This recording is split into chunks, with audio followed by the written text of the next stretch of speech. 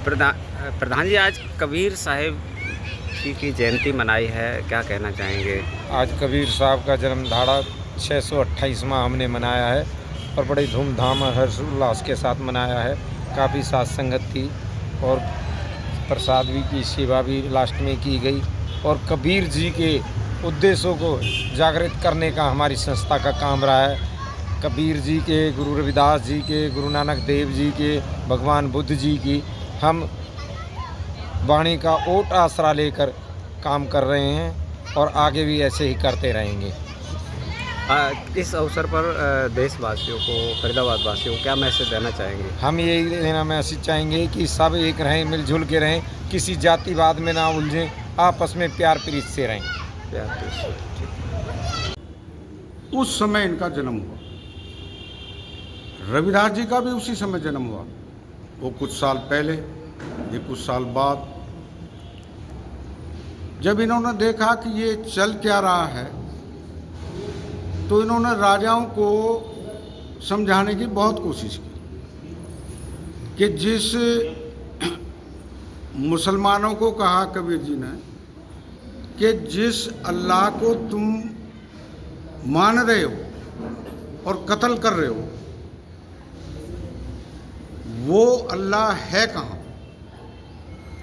जब तुम्हारे पास कोई आपत्ति आती है तो तुम अल्लाह अल्लाह तो करते हो, क्या आपत्ति टल जाती है? हिंदुओं को भी कहा कि तुम्हारे वो कहाँ हैं जो मूर्तियों में आरती कर रहे हो, सारी चीज़ कर रहे हैं, मूर्ति में कभी भगवान तो होता नहीं। इन्हीं के हिंदू ग्रंथों में, आज तुम्हें मैं वैसे बहुत सारी जानकारी ऐसी दूंगा जो याद रखो, कभी कभी सुनते भी नहीं होंगे ना। तो ये हिंदू तो धर्म है ना, ये कोई प्राचीन नहीं है। ये बौद्ध धर्म के 8वें जन्म में 10वें एक पद्म संभव आखिरी बुद्धिस्ट के प्रचारक हुए थे। उनके 8वें पीढ़ी के बाद में ये थी, एक था वज्रयान, एक महायान थी, एक वज्रयान थी, 3 थी। तो इस वज्रयान में तांत्रिक लैन थी और इसी वज्रयान में शरीर को खोज करके आत्मा को पहचानने की क्रिया थी, जो ये भगवान बुद्ध ने सीख करके समाज में फैलाई, जिसको ये हिंदू बहुत से लेकर ऐसे चलते हैं जैसे भाई ये हमारी देन हो। हालांकि आज भी जितना प्रचार चल रहा है, ये सिर्फ मूर्ति पूजा चल रही है। इन्हीं के उसमें लिखा है, न काष्ठे विद्यते देवो भवे, न पाषाणे, न मृण्मय। ये हिंदू के ग्रंथ, ब्राह्मणों के ही हैं। ये काष्ठ की मूर्ति में देवता का वास नहीं होता, पत्थर की मूर्ति पर देवता का वास नहीं होता। ऐसे ही कुम्हार जो मूर्ति बना लेते हैं भगवान की, कृष्ण की, और इनमें देवता का वास नहीं है। दूसरी बात, ये कहते हैं सनातन। अब ये सनातन, क्या ये ब्राह्मणों के पास ही सनातन? वो कहेंगे तो सनातन है। इन्होंने राम से जोड़ करके एक कथा लिख दी तुलसीदास के जरिए, लेकिन जिस समय ये लिखी जा रही थी कथाएं, उस समय कागज नहीं थे, पत्र थे, उन पर लिखी जाती थी। लेकिन अब जो है, जब टाइप का आविष्कार हुआ, उसके बाद में ये धीरे धीरे, तो ये कहाँ से छप गई किताबें। उसमें ब्राह्मणों ने दुनिया भर की ये समाज को गिराने की गलतियाँ लिख दी। तो ये चीज़ कबीर साहब ने इसका भर्त्सना की खुल के, कह रहे अगर तुम्हारा अल्लाह है तो लड़ क्यों रहे हो, उसे जरा आकाश में निकला दो। तुम्हारे हिंदुओं में कितने ही ग्रंथों में लिखा, फलाने राजा ने तपस्या करी, अब देवता प्रसन्न हो गए, उन्होंने वर मांगा मैं खुश हूँ, तो क्या वे देवता अब नहीं प्रकट हो सकते? मैंने एक ब्राह्मण था, ब्रह्म ऋषि, मुलाकात हुई, मित्र बहुत। मैंने कहा तुम राम मंदिर पे 500 साल में कितने ही हजार आदमी मर, कितने हजार, तुम सारे मिलके हिंदुओं के जितने भी पंडित हैं, साधु हैं, ऋषि मुनि हैं, जो कह तुमने नाम दे रखे, वो सारे मिलके एक आकाशवाणी नहीं करा सकते उससे? अगर वो वहाँ पैदा हुआ तो वो आकाशवाणी करते हुए तुम लड़ते क्यों रहे? भाई मेरी जगह है ये, यहाँ पे मैं जनाऊंगा, वो निशान ये है। क्योंकि ये चीज, अभी आपको एक चौंकाने वाली बात बता रहा हूँ कि जितने भी ये भारत में तीर्थ स्थान है अच्छे अच्छे प्राकृतिक भी, ये सारे बौद्ध स्थल हैं, इन्होंने सारे हटाए। इनको पता था कि जो हम यहाँ के पुराने बासिंदे थे, हमारे पूर्वज, वो इस चीज़ को जानते थे, वहाँ तपस्या करने के जाते थे, आत्मा की खोज के लिए जाते थे। ये मंदिर ये इसलिए होते हैं कि हमें ये चीज़ मिले कि हम हैं कौन, ये शरीर है क्या, हम बोल कैसे रहे हैं, प्रतिक्रियाएं कैसे कर रहे हैं, और फिर मर जाते हैं, आखिरकार ये है क्या भला। इस खोज को भगवान बुद्ध ने लेकर के चले थे और उन्होंने ये पा लिया, अपने कम से कम 5 जन्म का पता लगा लिया था, ऐसा ग्रंथों में मिलता है। तब उन्होंने ये कहा कि भाई देखो, ये संसार है निराकार, इसको रचने वाला जो है वो कोई आदमी नहीं, उसमें हम खुद शामिल हैं, क्योंकि वो अंश सब में बैठा है, हर एक जीव के अंदर है, जो ईश्वर अंश जीव अविनाशी, चेतल, अमल, सहज, सुखराशि, हर एक में वो आत्मा बैठी हुई है। ये शरीर विश्व रूप है, ये जान सकता है कि भाई कोई है, इसलिए ये शरीर की रचना हुई, ये सबसे श्रेष्ठ है, इससे अच्छे काम किए जाएं, अपनी खोज की जाए। ये जितने भी महात्मा हो, देश पे कोई दूसरा राज करने लग जाए तो वहाँ की उसने सारी क्षति तो करनी ही करनी थी और अपना शासन चलाना था। ये ही हमारे हजारों सालों से पूर्वजों के साथ हुआ और हम अपनी पहचान खो गए। और इन्होंने ऐसे ग्रंथ लिख दिए कि हमारे लोग पढ़ें, वो कह रहे तो बकवास, ठीक नहीं, चलो हटाओ। और ऐसे लिख दिए कि भाई हमारा जो जाति जन्म है ना, ये इनके लिए, इनकी सेवा करने के लिए। ये सारा विनाशक है, मानवता के खिलाफ है। हमको ये चीज़ समझनी है बहुत जल्दी। अभी आज़ादी के 75 साल 76 साल बाद भी हमारे साथ वही हो रहा जो आज़ादी से पहले था। बाबा साहब भी एक, मैं उनको समाज सुधारक में नहीं, एक जितने संत हुए उनको संत से भी ऊपर श्रेणी में गिनता हूँ। इतना बड़ा ग्रंथ, तपस्या, जिसमें पूरा देश चले, जिसमें अनेकों जातियों से भरा हो, अनेक भाषाओं से भरा हो, अनेक विविध प्रकार की कोने कोने में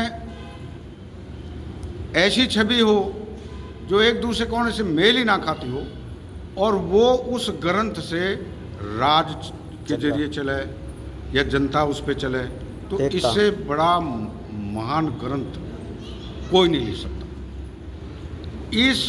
हमारे इस ग्रंथ को धार्मिक संज्ञा देनी चाहिए। सच माने में तो ये जो मानवता को सिखाता, जीना सिखाता, राजाओं को राज कैसे करने चाहिए ये सब सिखाता, मानवता। परिवार को पालना कैसे ये सब सिखाता, देश क्या खाना चाहिए क्या नहीं खाना चाहिए, कौन से कर्म करने चाहिए, ये सब लिखा इसके अंदर। हम इससे दूर हैं, हमारे उस भगवान का बनाया ग्रंथ पे ये शासक कर रहे हैं, उसको हड़प करने के चक्कर में। और बहुत सी चीज़ है। अब ये जागरूकता जो फैलाने की जो क्रिया हो रही है, अब ये इसके पीछे यही कारण। अभी परसों की ही बात है शायद है, बिहार में दलित को मारा, आंख फोड़ दी, क्या हुआ, ये कल का मैं इसे रहा हूँ कि वो लोग कमिश्नर के यहाँ थे, ऐसी कमिश्नर के यहाँ है, 2-3 महीना पुरानी बात।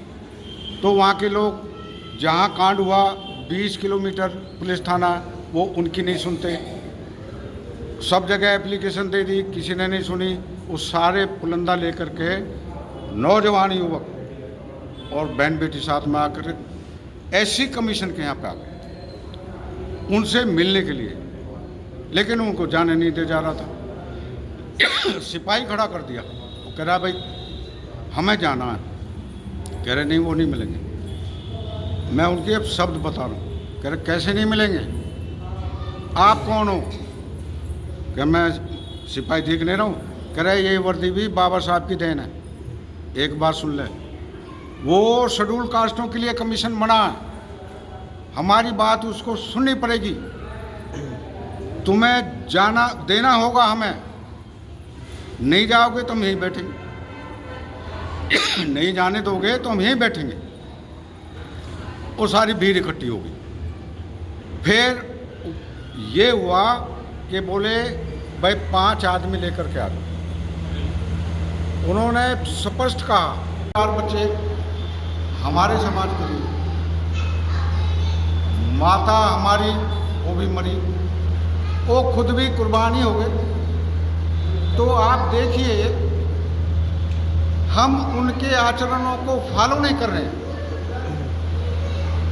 हम एकत्र नहीं हो रहे हैं, ये बड़ी समस्या हो रही है।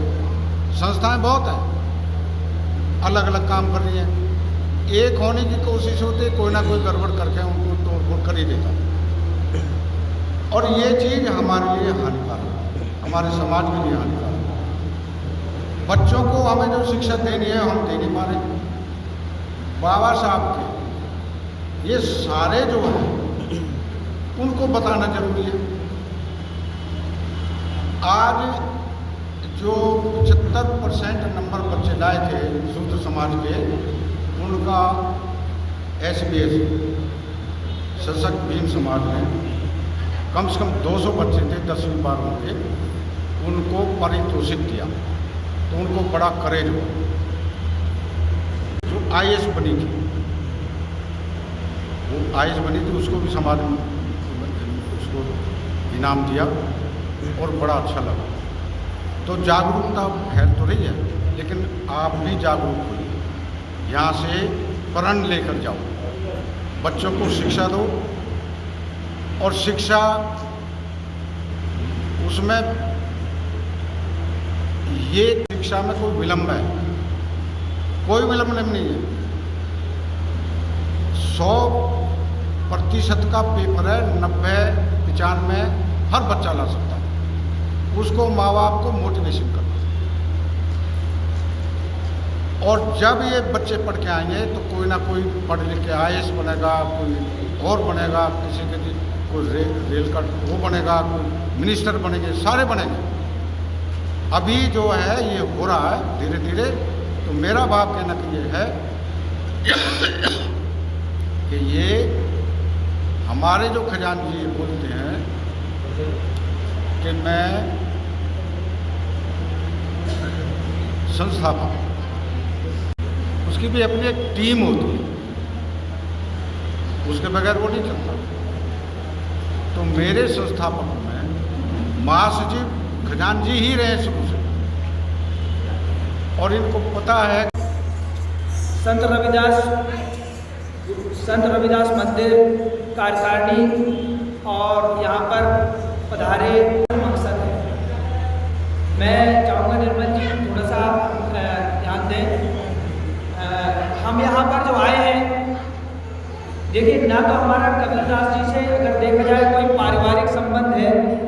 ना कोई वो इधर के रहने वाले थे, लेकिन 627 साल पहले वो पैदा हुए, उन्होंने कुछ किया है और उसी को याद करने के लिए, उससे कुछ सीखने के लिए और उससे अपना जीवन संवारने के लिए यहाँ पर हम आए हैं। मानते हैं कि नहीं? मानते हैं कि नहीं? कुछ हम सीखने के लिए आए हैं। तो एक हमारे साथी हैं, मैं जरा स्टार्ट करूँगा। वो आए, बोले भाई कि अभी हम लोगों ने कबीरदास जी के ऊपर क्या बात की, लेकिन हो सकता है माइक की है या कोई और चीज़ है, तो लोगों को समझ में आना भी बहुत ज़रूरी है। तो मैं आपको विस्तार से काफ़ी चीज़ें बताऊंगा, जो बच्चे भी आए हैं तो आप ज़रूर कुछ सीख के जाएंगे। देखिए, कबीरदास जी जो एक ऐसे इंसान हैं कि आज दुनिया में जो पॉजिटिव मेंटल एटीट्यूड की जो बुक लिखी जा रही हैं, 30 से 40% किताबें उनके विचारों पर आधारित हैं। मैं आपको एक छोटा सा एक उनका दोहा बताता हूँ जो आपको हर जगह मिलेगा। काल करे सो आज कर और आज करे सो अब, पल में परले होएगी बहुरी करेगा कब। जो शिव खेड़ा है, जो बहुत अच्छा राइटर है, उसकी कई किताबें हैं, उसमें ये पहला जो लाइन रहती है, तो क्या बोलते हैं कि आप समय की कीमत को पहचानो। आज अच्छे से अच्छा राइटर क्या बोल रहा है कि समय को कैसे मैनेज करना है, और ये किसने बोला? सबसे पहले कबीरदास जी बोल के गए। अब दूसरी एक बड़ी चीज़ है जो हमारे बुजुर्ग कहते थे कि जो न माने बड़ों की सीख, वो लेके मत कटोरा मांगे भीख। ये कबीरदास जी का नहीं है। अब भीख नहीं, मतलब कहने का मतलब ये है कि जो अपने पूर्वजों की रहता है और रहेगा, ये पक्की बात है। क्योंकि जो बड़े के काम नहीं आया, अपने पड़ोसी के काम नहीं आया, तो वो हमारे लिए किसी काम का। अगर कोई नेता है, कोई विधायक है, अगर वो जनता के दुखों को दूर नहीं करता है, ये कबीरदास जी का राजनीतिक प्रसंग है कि कोई भले मिनिस्टर है, लेकिन हमारे यहाँ तो सीवर की प्रॉब्लम है, हमारे यहाँ तो रोड की प्रॉब्लम है, हमारे यहाँ तो सड़क की प्रॉब्लम है। आपकी सड़क की प्रॉब्लम दूर नहीं हो रही, बोल रहे भैया सरकार बहुत अच्छी है। अब पेपर में आना सरकार बहुत अच्छी है, आप बोल रहे बहुत अच्छी है। आपको और हमें ये समझना चाहिए कि ये खजूर जैसी सरकार है कि अच्छी सरकार है। तो देखिए, कबीरदास जी उस समय डायरेक्टली हिट, ठीक है, और कर लेंगे। तो मेरा कहने का मतलब है कि अब कबीरदास जी को अगर हमें पहचानना है तो वो एक बहुत अच्छे दार्शनिक हैं। आप उनकी पॉजिटिव मेंटल एटीट्यूड की बुक देखिए। मेरी कई बातें हैं, मैंने जो अपना शुरू किया है पढ़ना लिखना, कबीरदास कांशीराम जी के कैडर से किया। कांशीराम जी ने यही बोला कि कबीरदास जी ने सबसे पहले गुरु और भगवान के बीच में भगवान को चैलेंज किया, लेकिन सांकेतिक भाषा में। और बहुत सारे लोगों को हो सकता नहीं समझ में आया वो, या हो मेरी बुद्ध की फिलॉसफी को फॉलो किया कि मेरे को किसकी ज़रूरत है? गुरु की ज़रूरत है। और एक लिमिटेशन के बाद मैं अपना गुरु खुद, इंसान अपना गुरु खुद बनता है। अब दूसरी जो बात आपको कबीरदास जी से सीखना चाहिए वो ये है कि बहुत सारे लोग मिलेंगे, परिस्थितियाँ ठीक नहीं है ना। तो कबीरदास जी क्या बोलते हैं कि जो सामाजिक काम है आसान काम नहीं है। एक फिर से मैं कोट सुनाता हूँ, कांशीराम जी ने अपने ऊपर सुनाया कि कबीरा खड़ा बाजार लिए लकड़ियाँ हाथ, और जो घर भूखे आप लोग चले हमारे साथ। उनका कहना था कि भाई मैं समाज कल्याण के रास्ते पे निकला हूँ। जैसे कि कबीरदास जी जब काम के लिए निकलते थे, समाज के लिए निकलते थे, उनके बीच में झोपड़ी, कोई तहस नहस कर देता था, कोई जला देता था। तो इसमें चैलेंजेस बहुत हैं। आपको क्या करना पड़ेगा? कुछ आपके परिवार के लिए भी क्या करना पड़ेगा? त्याग करना पड़ेगा, परिवार की मोहमाया छोड़ना पड़ेगा। उसके बाद आप क्या कर पाएंगे? समाज का कल्याण कर पाएंगे। अंत में जो बच्चे आए हैं मैं उन्हें 4 शब्द बताऊंगा और ज़्यादा नहीं। कबीरदास जी की जो सबसे बड़ी देन है तथागत बुद्ध के जैसे, एक है प्रेम, सबसे हमें मीठा बोलना सीखना है। दूसरा, सत्य की परीक्षा हमेशा करना है, जो बुद्ध बोलते हैं जानो छानो और मानो। तो दूसरा क्या है? सत्य। तीसरा है मानवता। हमें जाति पाति के भेदभाव को खत्म करना है। ऐसा मतलब हमें अपना आत्मचिंतन करना है, हमें अपना गुरु खुद बनना है। और आपने देखा होगा जो उनकी पोजीशन है, कैसे बैठे हुए हैं, देखो जरा, ऐसे चिंतन। तो ये वही वाली है।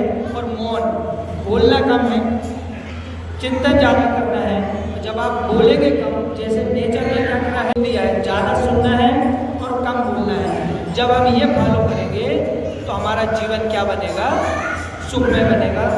तो इसी के साथ मैं आप लोगों से प्रेम न हाट विकार राजा प्रजा जे रचे शीश दिए ले जाए। वो कहते हैं चाहे राजा हो चाहे रंग हो, प्रेम के द्वारा वो अच्छे अच्छे किलों को जो न जीत लेते हैं। तलवार से नहीं जीत सकते, ना हम उससे जीत सकते हैं। इसीलिए उन्होंने भी यही कहा था, प्रेम ऐसी चीज़ है जो अच्छे अच्छों को आपके लिए कदमों में डाल देती है। और एक प्रेम के द्वारा ही भक्ति रस से जो ना इन्होंने अच्छे उस समय आज से 650 साल पहले, जबकि जातिवाद का इतना बोलबाला था, जिसको कि कपड़े पहनने नहीं दिए जाते थे, जलने नहीं लगाने दिया जाता था, तिलक लगाने नहीं दिया जाता था। और उसमें प्रेम की रस की वजह से इन्होंने अच्छे अच्छे को अपने पीछे नीचा करके बनाया है। साथ संगत से और अपने अहिरवाल जी से की लाइन उन्होंने ये कहा था ना, बोला जो आए हम हमारे साथ, उन्होंने ये कहा था कि भाई हमारे साथ वो आए, ये जो अपना भक्ति का रास्ता है वो जीना है, खाने की तलवार है, जो इस पे चलना चाहे परिवार को छोड़े।